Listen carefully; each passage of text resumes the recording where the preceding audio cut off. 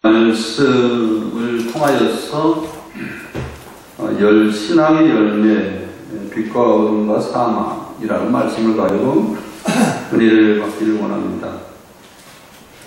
요즘에 교회 화두가 교회 어디를 가봐도 정말 좋은 교회가 없다, 새롭게 되는 교회가 없다, 또 성도들도 저 사람이 신앙이 있는 것처럼 가까이 가보면 그 사람 역시 실망하더라 라는 이런 것들이 화두가 되어서 교회나 성도들의 이미지가 별로 좋지 않은 이 시대에 저희들이 살고 있습니다. 한국교회의 위기가 바로 이거인 것 같아요. 사람들이 볼 때는 저 교회는 좀 괜찮겠지, 저 성도는 괜찮겠지. 그런데 가보면 역시 신앙의 열매가 없고 신앙에 대한 그 열매는 없어요. 그러나 확신들은 차 있어요. 무화과 잎이 무쌍하는 것처럼 다들 이 교회도 소리 지르고 저 교회도 소리 지르고 확신에 차 있는데 주님께서 원하는 그런 아름다운 열매, 신앙의 열매는 없다라는 사실입니다. 왜 그럴까? 우리의 많은 사람들이 이런 생각을 해요. 신앙이 자라야 신앙 열매가 있다라고 생각하는데 성경에는 신앙이 자라야 신앙 열매가 있다 이렇게 비유한 적이 그렇게 없어요. 초신자는 초신자 나름대로 열매가 있고 신앙이 좋은 사람 나름대로 열매가 있고 다 성도는 무화과와 같은 성도를 구약시대에 무화과라고 표현했어요. 무화과처럼 무화과나무는 먼저 열매를 맺습니다. 그리고 잎하게 맺고 그리고 열매를 먼저 맺고 그것이 꽃이 돼요. 그렇기 때문에 다 초신자 나름대로의 신앙 간증이 있고 열매가 있고 또 기존 오래 다닌 사람들 오래 다닌 그 기품에 또 인격적인 그런 열매가 있습니다. 그래서 이 성도들과의 대화를 해보면 대부분 자기가 받은 은혜에 대해서 초신자 나름대로 간증을 하고 오래 다닌 나는 사람대로 간증을 해요. 어제 머리를 자르러 잠깐 갔는데 거기에 뭐 신학적인 헬라의 주석들이 쫙 있더라고요. 그래서 평신도가 이발소 안에다가 할렐루야 이발소인데요. 할렐루야로 써져 들어갔는데 거기가 다 주석이 있어요. 그래서 대단한 신자인가 보다 그렇게 생각을 하고 들어갔는데 내가 생각할 때는 역시나 이런 생각을 하고 근데 내가 머리 깎은 만큼 내가 성도라고 그랬더니 계속 자기 감정을 이야기하는 거예요. 그래서 참 기쁜 적도 있는데 참 모든 성도가 다 이런 감정을 갖고 있거든요. 모든 사람이 다 열매가 있고 간증이 있고 은혜가 있어요. 그렇지 않으면 여러분들이 여기 나오겠습니까? 초신자는 초신자 나름대로의 은혜가 있고 열매가 있다라는 것을 우리는 인정을 하고 그리고 오늘 본문 말씀에 그러면 예수님이 원하는 열매가 어떤 열매를 맺지 못해서 이스라엘 백성들이 심판을 당하는가라는 말씀을 오늘 깊이 생각하려고 해요. 우리는 신앙의 열매하고 성전 정화, 성전을 깨끗이 하는 것과 같아요. 다시 말하면 여러분들 마음속에 예수님의 성전이잖아요. 너희가 하나님의 성전인 것과 하나님께서 너희 안에 계신지를 너희가 알지 못하느냐 고린도전서에 말했는데 우리 안에 성전이 있어요. 하나님의 성전이 있는 겁니다. 이 성전이 깨끗한 것과 신앙의 열매는 같아요. 성전이 깨끗해야 신앙의 열매를 맺어요. 또 신앙의 열매를 맺어야 성전이 깨끗해요. 그래서 성경에 보면 무화과 나무가 열매를 맺지 못해서 저주하는 사건과 하나님이 성전을 정결케 하는 사건을 항시 같이 쓰고 있다는 거예요. 자, 한번 마태복음도 보겠습니다. 마태복음도 오늘 본 말씀을 보면 예수께서 성전에 들어가서 성전 안에 매매하는 모든 사람을 내쫓으시며 12절에 그렇게 해놓고 이 성전 정결케 하고 난 다음에 18절에 이른 아침에 성으로 돌아오실 때에 시장하신지라 길가에 한 무화과 나무를 보시고 그리로 가사 잎사귀밖에 아무것도 찾지 못하고 나무에 이르되 이제부터 영원토록 내가 열매를 맺지 못하리라 하시니 무화과 나무 같고 마른지라. 또 여기만 그러느냐, 마가복음 11장도 보세요. 마가복음도 늘 성전의 깨끗한 사건과 이 무화과나무 열매를 맺지 못한 것과 똑같다라는 사실이에요. 마가복음 11장 11절 한번 볼까요? 마가복음 11장 11절.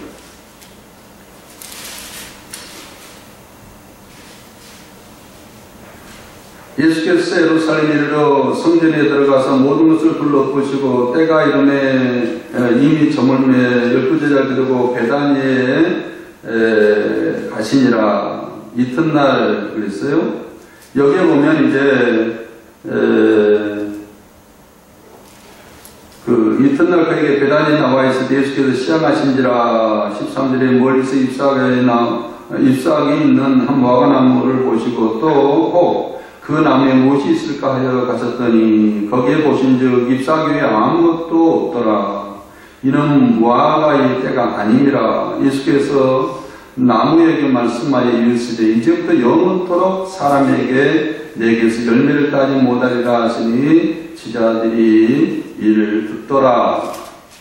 항시 무화과 나무와 저주의 사건과 성전을 깨끗게 하는 사건을 늘 같이 쓰고 있다는 거예요. 왜 그럴까요? 여러분들 마음이 하나님의 거하는 처소, 하나님께서 역사하시고 하나님이 다스리고 하나님께서 나와 동행하는 그런 성도가 되면 자동적으로 열매를 맺게 돼 있고, 만약에 열매가 만약 그런 성도가 아니면 열매가 없다라는 것을 증명해 주고 있는 겁니다. 자, 그래서 오늘은 열매 맺기 위해서 우리가 어떻게 해야 되는가에 대해서 오늘 본 말씀을 통하여서 사복음서에 다 이렇게 오늘 본 말씀을 통하여서 좀 은혜를 받기를 원합니다. 자, 오늘 본 말씀에 보면 이 무화과나무의 사건과 성전 정결케 하는 사건은요, 사복음서에 다 나와요. 마태복음 21장에 나오고 마가복음 11장에 나오고 누가복음 19장에 나오고 요한복음 2장에 이렇게 나와요. 그러나 성경마다 다 강조점이 다르다라는 사실들을 우리는 똑같은 내용이 아니에요. 성전 정화 사건이 다 똑같은 내용으로 기록한 것이 아니라 다 다르게 기록하고 있다라는 것을 여러분들이 아셨을 거라고 생각합니다.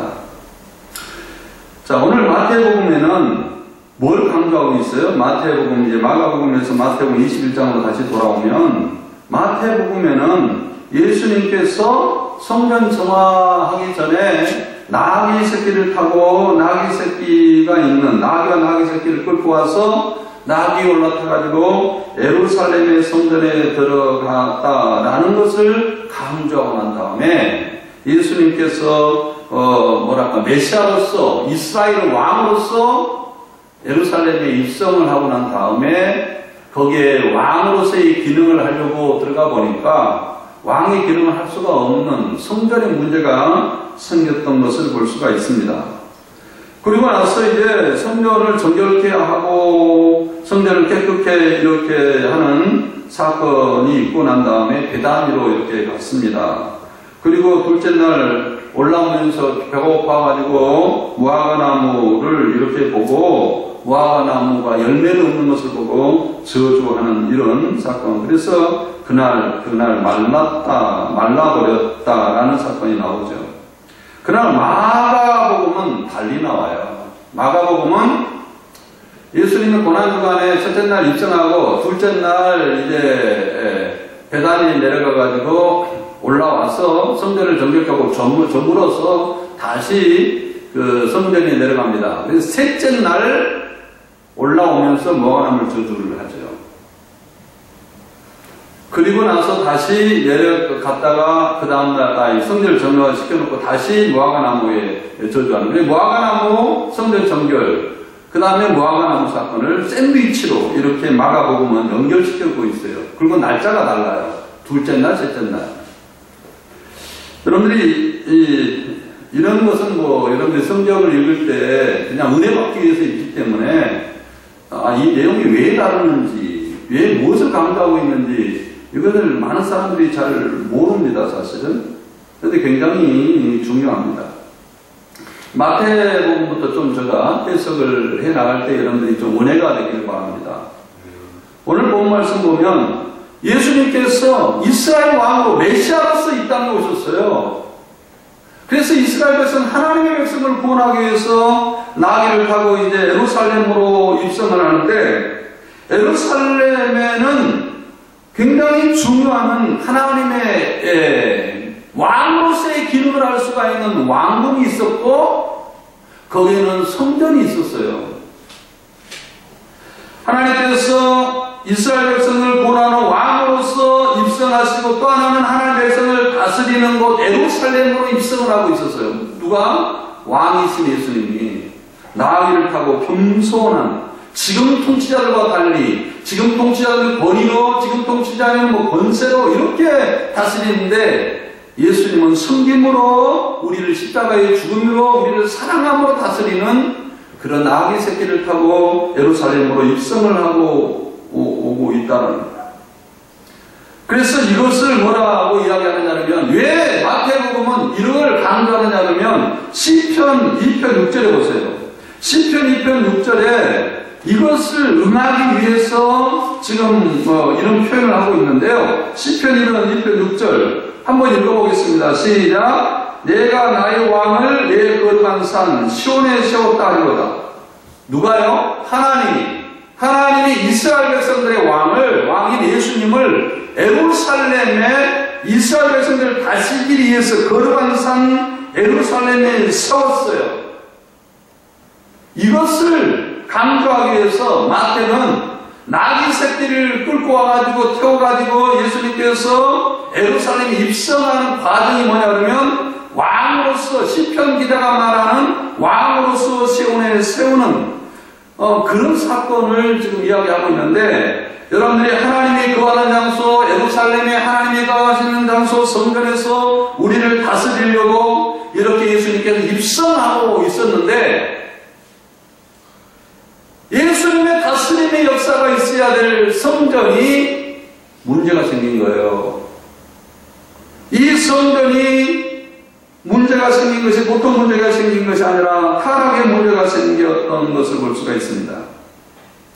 원래가 여기는 거룩한 은혜, 거룩한 섬김, 우리의 회복, 그런데 그런 것이 하나님께서 거룩하고 통치하시고 하나님의 거처하는 장소가 되어야 되고, 또 제사장을 통하여서 우리가 그것에서 죄용상을 받고 거기서 신앙이 회복이 되고 하나님의 영광을 드러내는, 하나님의 축복이 선포되는 그러한 성전이 되었는데, 그 성전이 이익을 추구하는 성전으로 바뀌어져 있었어요.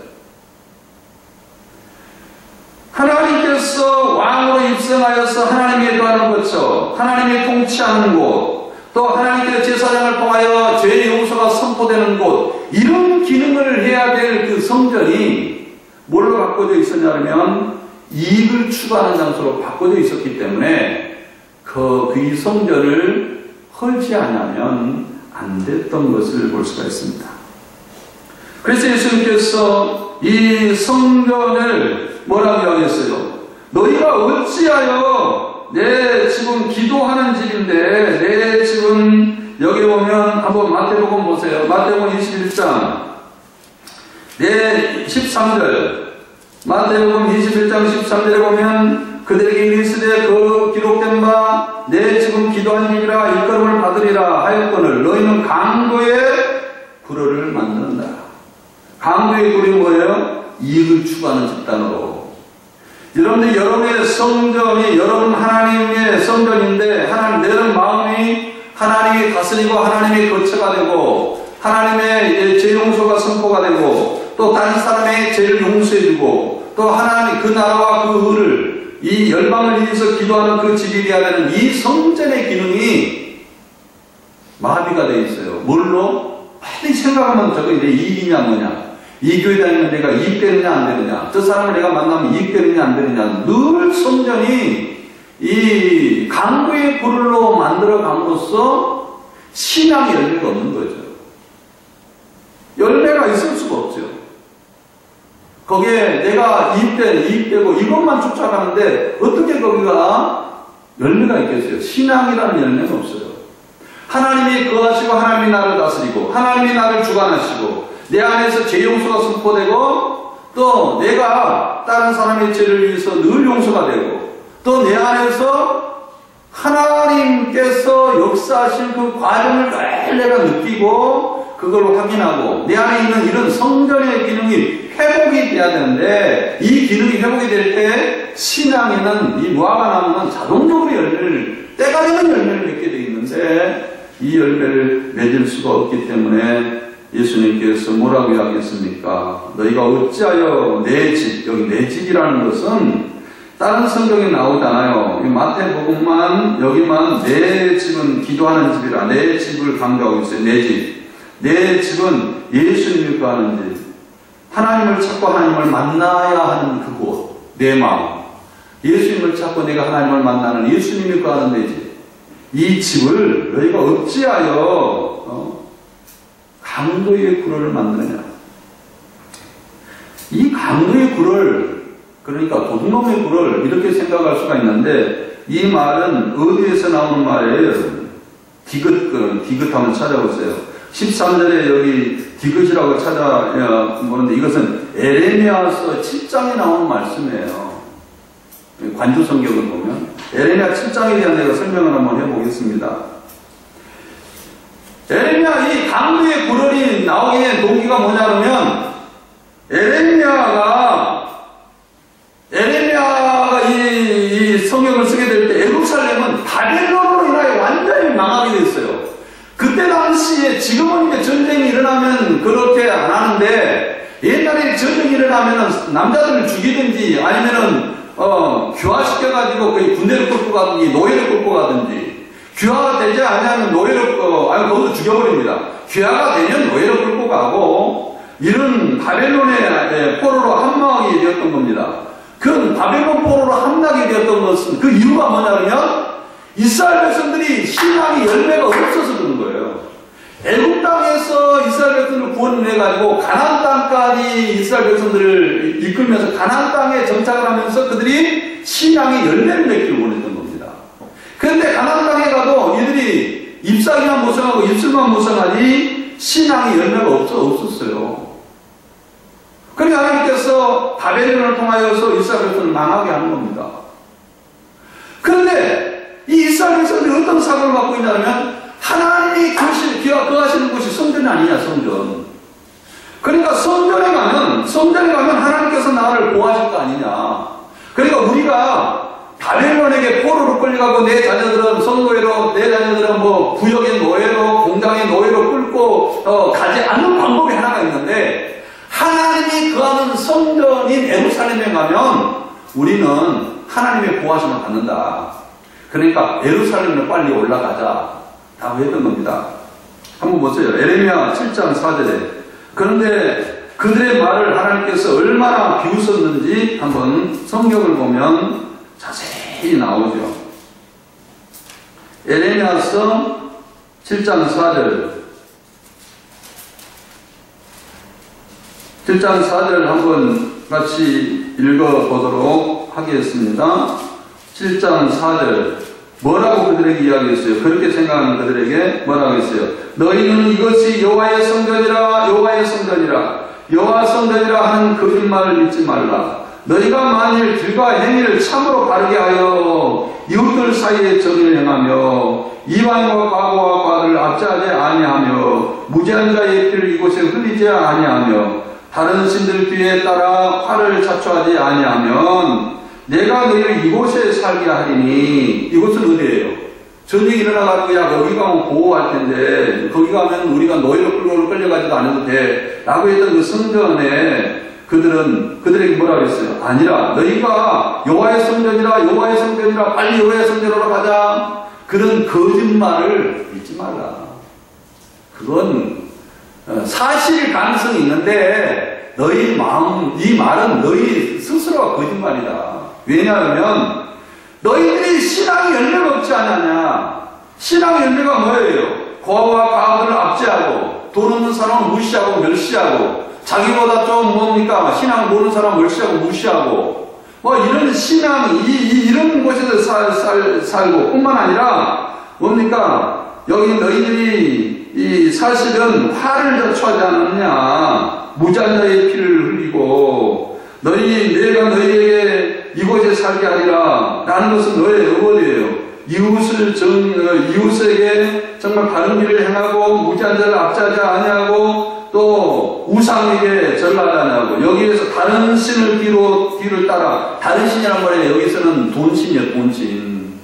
돈을 의지하고 돈을 사랑하고 그런 신을 쫓아가면서 여호와의 성전 안에 들어가면 나는 구원받았고 나는 행복하고 나는 그런다고 생각하는 이 거짓말을 너희는 믿지 말라는 거예요.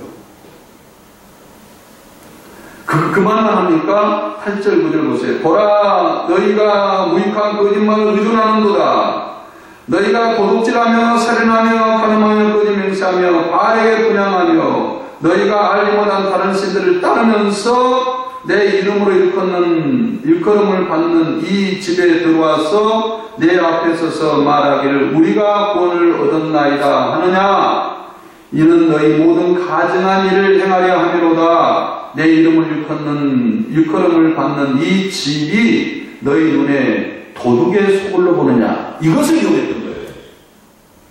예수님께서 에레미야에게 하는 너희가 어찌하여 지금 이 성전의 기능이 뭐냐면 우리가 세상의 개판으로 살고 열매 없이 살고 그렇게 살고 내 안에 있는 예수님의 성전만 내가 회개했으니까 내 안에 있는 예수님의 성전만 있으면 내가 안전하고 구원받고 이런 그 에레미야서의 이런 것을 네가 믿느냐 라는 말을 여기서 하고 있다라는 것을 우리는 염두에 둬야 된다.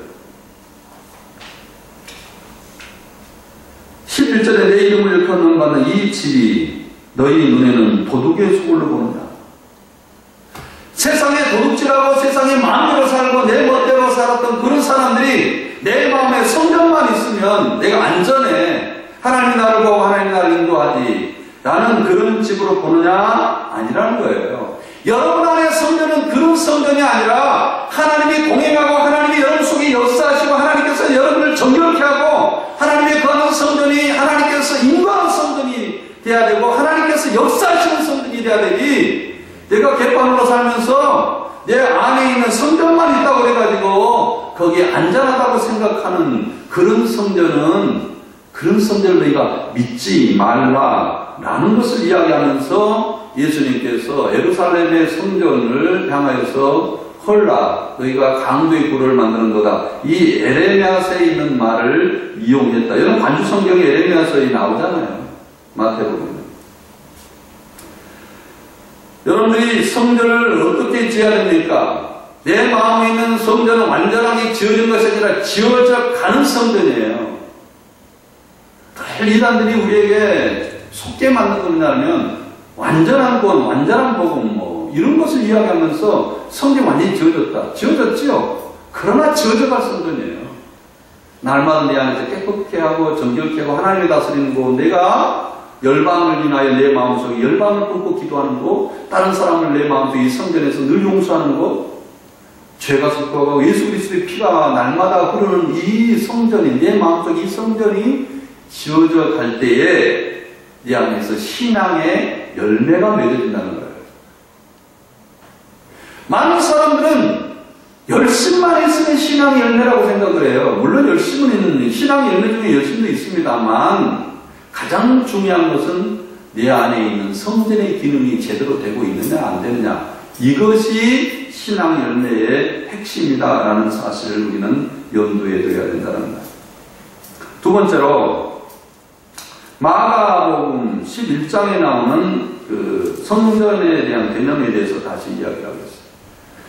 마태복음에는 나귀 새끼를 타고 입성하는 그런 사건을 강조하고 있습니다만, 물론 마가복음 11장에도 나귀 새끼를 풀어가지고 제자들이 이렇게 끌고 오는 이런 사건들이 등장합니다. 그리고 호산나 다시 자기들 찬송하리로다 하는 마가복음에 이런 것들이 있습니다. 그리고 나서 보세요. 11절 예수께서 예루살렘 이르러 성전에 들어가 모든 것을 둘러보시고 때가 이르매 정림에 12제자를 데리고 베다니에 나가시니 이튿날에, 여기에 보면 이제 이튿날에 베다니에 나와서 예수께 시장하신지라, 3일째 되던 날에 이제 이렇게 사건이 좀 날짜가 좀 다르다는 것을 우리가 좀 이해를 해야 될 것이고. 그런데 여기 이 무화과나무에 비틀어진 성전에 대해서 14절 예수께서 나무에게 이르시되 이제부터 영원히 사람이 내게서 열매를 따지 못하리라 하시니 제자들이 이들을 듣더라. 아까 마태복음에는 열매가 없다. 사람에게서 열매를 따지 못한다. 이 말은 없어요. 열매를 맺지 못하게 되었다라고 해요. 사람에게서 너희가 열매를 따지 못했다. 라는 것을 여기서 강조하고 있다. 뭘 강조하고 있어요? 마가복음에는 이런 말입니다. 여러분들이 그 이스라엘 백성들에게 이 무화과나무, 마가가 생각했던 무화과나무는 어떤 나무였느냐 하면, 이스라엘 백성들이 여행을 할 때에 늘 유목민들에게 떠돌아 다닐 때 길가에다가 무화과나무를 심어놨어요. 그래서 무화과나무는요, 한 끼에 식사 요기가 됩니다. 요기가. 그래서 무화과나무가 이렇게 이제 있다, 여행할 때 있다. 그러면 반드시 거기 가면 열매로 인하여서 일단 길을 갈 때 요기를 할 수가 있어요. 그래서 사람들에게 안정과 평안을, 열왕기상 4장 25절에 솔로몬 씨도 마찬가지로 무화과 그늘 안에서, 포도나무 그늘 아래에서 평화를 누렸다. 이런 말을, 사람들이 지치고 피곤하고 뭐 이럴 때 저기 길거리 가요. 거기는 이제 광야잖아요. 우리나라처럼 산이 많으면 되는데 우리나라처럼 산 많은 데가 사실은 드뭅니다. 미국도 산이 그렇게 많지는 않고 어느 나라도 이렇게 산이 많지는 않아요. 그냥 쭉 광야를 갔다가 이제 오아시스를 발견했어요. 거기가 반드시 뭐 있느냐? 무화과나무가 있어요. 심어놨기 때문에. 하나님이 심어놨고 다른 사람이 심어놨기 때문에 거기가 무화과나무가 있어요. 그러면 무화과나무는요, 쫙 이렇게 퍼져가지고 과일도 있고 거기가 그늘이 있어요. 평안하게 쉽니다. 거기서 쉬어가는 거예요. 평안이 있고. 지금 많은 그걸 생각하고 이걸 쓴 것 같아요. 그래서 이 사람들이 의지하고 사람들이 그게 뭘 배불리 먹고 이래야 되는데, 거기에서 그들이 배불리 먹지 못하고 오히려 사람을 헐뜯고 사람들에게 내 마음속에 성전에서 사람들을 비웃고 뭐 이런 이상한 같은 세속적인 이런 무화과나무가 내 마음이 되어버린다면 그것은 축복이 아니고 저주라는 것을 여기서 말하고 있습니다. 그래서 여기에 보면 스가랴 선지자도 마찬가지로 무화과나무를 뭐라고 이야기했어요? 번영과 이스라엘 백성들의 안식을, 아모스 선지자도 포도나무가 시들고 무화과나무가 말랐으니라고 이야기할 때에 그들의 신앙생활의 마지막까지 바닥이 난 상태, 이것을 말하고 있는데 지금 우리나라도 마찬가지예요. 신앙이 좋다고 아우성을 치고 교회마다 소리를 지르고 여기도 신앙이 좋고 저기도 신앙이 좋고 난리합니다. 여기도 복음 있고 저기도 복음 있고 여기도 구원 있고 저기도 구원 있고 난리를 하지만 실제적으로 들어가 보면 그 안에 성도들이 안식을 누리고 거기 열매를 따고 배불리하는 그런 평안함은 이미 한국교회에 없습니다. 사라진 지 오래요. 왜 그럴까요? 성전의 기능을 잘못 가르쳐서 그래요. 성전의 기능이 잘못되어 있기 때문에 그래요. 이 성전의 기능이 잘못되었기 때문에. 그래서 예수님께서 그들에게 아무나 16절에 아무나 물건을 가지고 성전 안으로 들어다님을 허락지 아니하시고 이에 이르시되 기록된 바 내 집은 만민이 기도하는 집이라 칭함을 받으리라 하지 아니하였느냐. 너희는 강도의 굴을 만드는 도다 라고 또 이야기를 하고 있단 말이에요. 우리는 여기에서 알아야 될 것이 성전의 기능이 우리 마음속에 다 있어야 됩니다. 성전의 기능은 뭐예요? 예수님의 피가 흐르는 곳이에요. 여러분, 예수님 피만 믿는다고 성전의 기능이 있는 것이 아니에요. 피가 안에서 흘러야 된다. 내 마음속에 끊임없는 형제를 용서하고 끊임없이 열방을 인하여 만민을 인하여 기도하는지 열방을 향하여 기도하는 선교를 인해서 다른 사람의 구원을 인해서 큰 내들 속에서 기도 역사, 이 성전의 기능, 그리고 내 안에 예수님이 다스리는 기능, 예수님이 거하는 기능, 이 기능이 회복이 돼야 되는데 이 기능이 회복이 안 되고 신앙생활을 한다. 어렵습니다. 열매로 그들을 알고 열매로 그들을 아는데 이 성전의 기능이 회복이 안 되고 어떻게 신앙생활을 할 수가 있겠습니까? 이 말을 할 때에 이제 제자들이 이 말을 듣고 18절에 제사장과 서기관들이 예수님을 어떻게 죽일까 꾀하여 하니 이는 우리가 다 그 교훈을 놀랍게 여김으로 그를 두려워함이로라. 그리고 날이 저물매 그들이 성 밖으로 나가더라. 그들이 아침에 지날 때 무화과나무가 뿌리째 마른 것을 보시고, 여기 20절에 보면 여기서는 마태복음에 보면은 셋째, 넷째 날에 이제 아침에 이르러서 뿌리가 말랐다라고 나오잖아요. 마태복음에는 저주하는 순간 뿌리가 말랐어요. 근데 마가복음에는 그 이튿날 아침에 지나갈 때 제자들이 이제 진짜 예수님께서 어제 이 무화과나무를 저주했는데 이 진짜 저주하는 이 무화과나무가 말랐을까 안 말랐을까 가보니까 말랐더라 라고 나옵니다. 물론 이걸 신학적으로 설명하려면 끝이 없어요. 여러분들이 이 설교가 지루할 수밖에 없어요. 그러면 좀 다르다라는 것만 여러분들이 이해를 좀 하시기를 바랍니다. 그리고 베드로의 생각이 여짜오되 납비어보소서 저주한 무화과나무가 말랐나이다. 이거 어떻게 해야 됩니까? 이야기를 예수께서 그들에게 이르시되 하나님을 믿으라. 내가 진실로 내게 이르노니 누구든지 이 산들아 바다에 던지라 하며 그 말하는 것이 이루어질 줄 믿고 마음이 의심하지 않으면 그대로 되리라. 그러므로 내가 너에게 말하노니 무엇이든지 기도하고 구하는 것을 받은 줄을 믿으라. 그래야하면 너에게 그대로 되리라. 이건 기도라고 생각할 가능성이 있는데 그 기도라는 내용이 아니라 여기서 보면 이 산들을 들어서 바다에 던지우라 라고 이야기를 합니다. 이 산이 뭐예요? 성전이에요. 성전. 예루살렘의 성전이 세워지는 예루살렘의 산, 이것을 들어가지고 바다에 던지우라 라는 거예요. 그리 던지라 하며 그 말하는 것을 내가 이 성전이 허가되는 것을, 이 성전의 기능이 파괴되는 것을, 이 성전의 기능이 이제는 종결되는 것을 네가 믿어야 된다. 네가 이 성전의 기능, 내 성전의 기능이 이제 여태까지 하지 못한 이 성전의 기능이 이 산을 명하여서 바다에 던져서 역사하는 이 성전의 기능, 물론 이 바다에 던지는 이 기능은 다른 데는 기도의 사건으로 나옵니다만은 마가복음에는 이 기도의 사건으로 나온 것이 아니라 성전을 던져가지고 내가 그 믿음을 이 마음속에 있는 성전인 이것을 이 산을 바다에 던져가지고 파괴해가지고 내가 예수님의 십자가와 보혈로 새로 내 마음속에 세워진 이 성전을 세워질 것을 이 믿음을 가질 때 네가 하나님이 너희 속에 함께 하시고 하나님이 너희 기도를 들으시고 하나님께서 너와 동행하시고, 이것은 무엇을 이야기하는지 알잖아요. 아까 에레미야서에 이야기했던 내용들을 어느 정도 이야기하잖아요. 아까 에레미야서는 그들의 기도를 듣지 않았어요.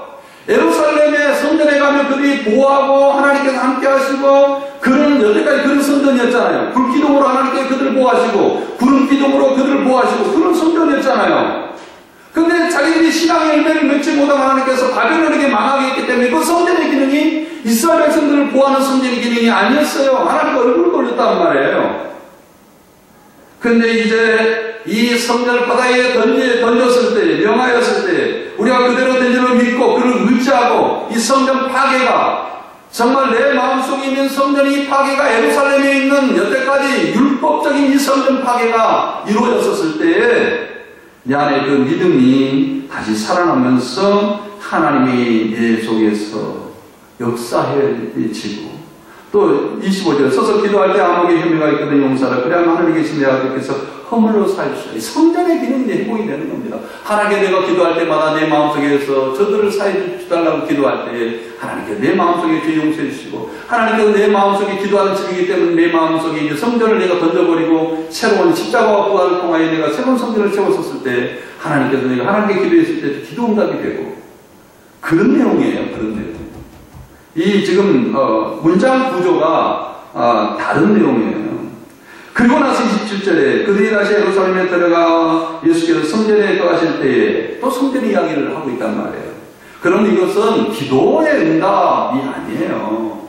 그게 아니고 우리가 이 산은 성전을 지칭하는 것이기 때문에 성전을 던져버리는, 이 성전에 여러분들이 생각해 보세요. 내 마음의 성전에 여태까지는 여러분의 성전은 이기주의가 우글거렸습니다. 민족주의가 우글거렸어요. 개인주의가 우글거렸어요. 자신의 욕망과 자기의 중심적인 것이 우글거렸습니다. 이것을 바다에 파괴해야 돼요. 던져버려야 돼요. 던져버려야 돼요. 이제 십자가와 부활로 새로운 피가 흐르고 새로운 내 안에 예수 그리스도의 그 피가 겹쳐지고 예수님의 그 승리의 역사가 내 안에서 일었을 때 이 감동의 그룹이 되었던 내 성전이 새로운 성전, 성령이 내 안에 거하시고 성령이 나와 동행하시고 하나님과 나와 동행하는 그 역사가 일어난다라는 것을 지금 마가복음은 강조하고 있어요. 시간이 어떻게 되는 거예요? 다 하나만 더 합시다. 누가복음과 요한복음의 성전 청결 사건이 나오는데, 누가복음에는 예수님께서 성전 청결하기 전에 성전을 향하여 슬피 우는 사건이 나와요. 누가복음 보세요.